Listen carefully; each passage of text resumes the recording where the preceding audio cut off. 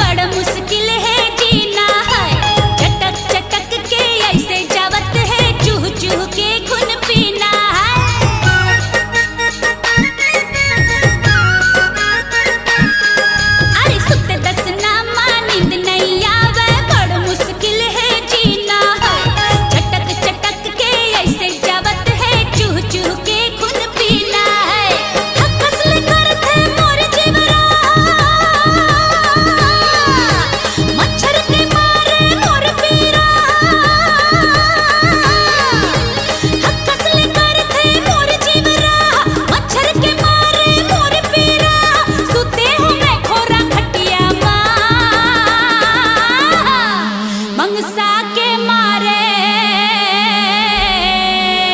मच्छरदानी लातान के उतान परे हो खटिया मा मंगसा के मारे मच्छरदानी लातान के उतान परे हो खटिया मा।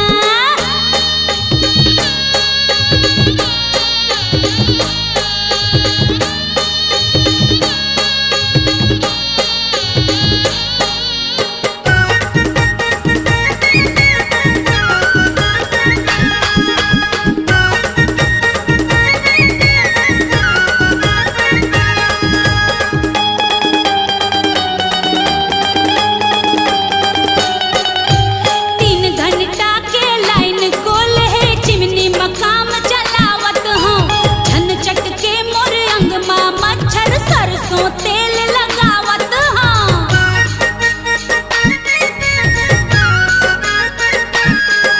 हाय 3 घंटा के लाइन गोल है चिमनी मकाम चलावत हाँ झन चटके मोर अंगमा मच्छर सरसों तेल लगावत हाँ चुरमुट चुन चुन करते उठा के छेना कुर्सी ले धर के